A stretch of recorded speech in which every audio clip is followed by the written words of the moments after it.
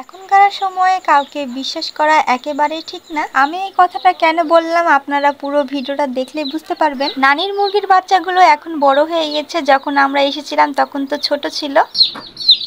আমরা এখন সকালে নাস্তা খেতে বসলাম। আসসালামু আলাইকুম এভরিওয়ান, যে যেখান থেকে আমাদের ভিডিওগুলো দেখেন আশা করি সকলেই ভালো আছেন। নানির বাড়ির এইদিকে মিনি কক্সবাজার হয়ে গেছে, এটা আমরা উপভোগ করছিলাম।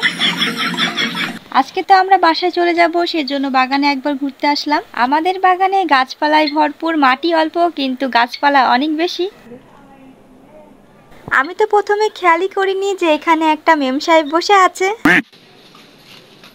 এটা হচ্ছে পটকা গাছ, কিন্তু যেগুলো আমরা ফাটিয়ে থাকি সেগুলো না। এটা হচ্ছে মিনি পটকা কিন্তু বড় ধামাকা।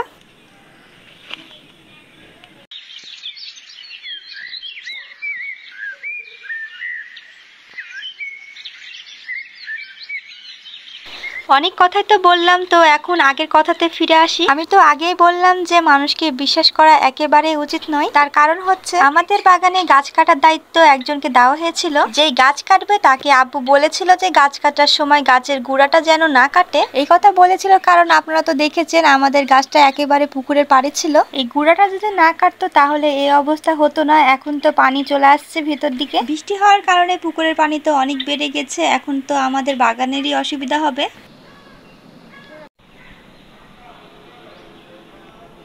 আমাদের অর্ধেকের বেশি মাটি চলে গেছে পুকুরে। অনেকদিন পর দোয়েল পাখির সঙ্গে দেখা হলো।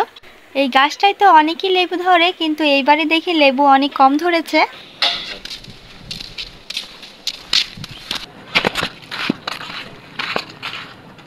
আমি তো এতদিন লাল রঙের জবাই দেখেছিলাম, তো আজকে গোলাপি রঙের জবাব দেখে নিলাম। কিন্তু লাল রঙের জবার থেকে গোলাপি রঙের জবাটাই বেশি সুন্দর লাগছে। নানির মুরগির বাচ্চাগুলো তো বড় হয়ে গেছে, তারা তো আর বন্দি থাকতে চায় না, তার জন্য নানি ছেড়ে দিয়েছে এদেরকে।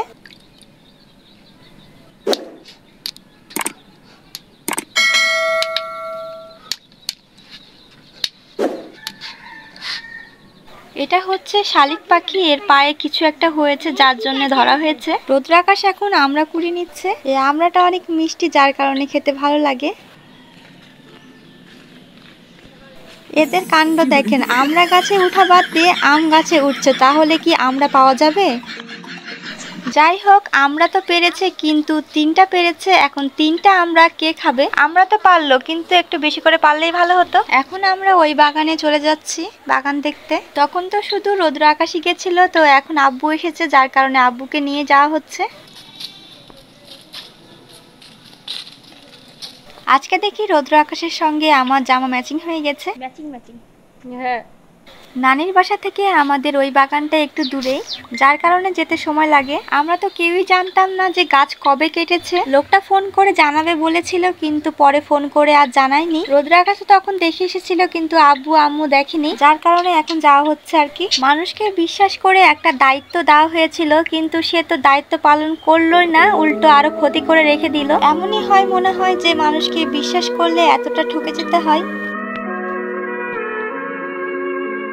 যাই হোক, এখন তো আর করার কিছু নাই।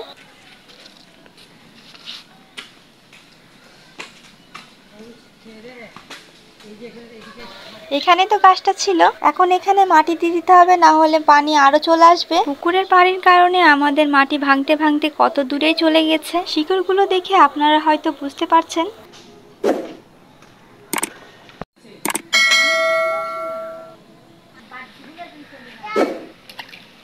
বাগানে কিছুক্ষণ থেকে তারপরে আমরা এখন চলে যাচ্ছি। গাছটা এইভাবে কাটার জন্য আম্মু অনেক কষ্ট পেয়েছে।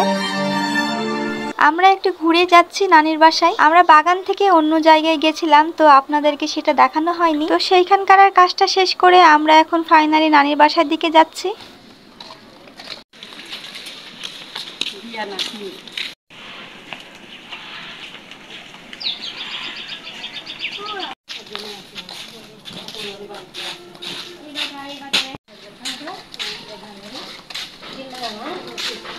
আমরা যেই দিন এসেছিলাম তখনও মেঘ এরকমই ছিল, আর আজকে যাব বাসায়, তো আজকেও মেঘ দেখি এরকম। এই তো আব্বু অটো নিয়ে চলে এসেছে, আমরা এখন রওনা দিয়ে দিব। আমার ভাইগুলো তো এখনই অনেক স্টাইল বেড়ে গেছে, তাহলে তো বড় হলে আরো স্টাইল বেড়ে যাবে। তো আজকের ভিডিওটা এই পর্যন্তই। সবাই ভালো থাকবেন, সুস্থ থাকবেন, আমাদের সাথে থাকবেন। আল্লাহ হাফেজ।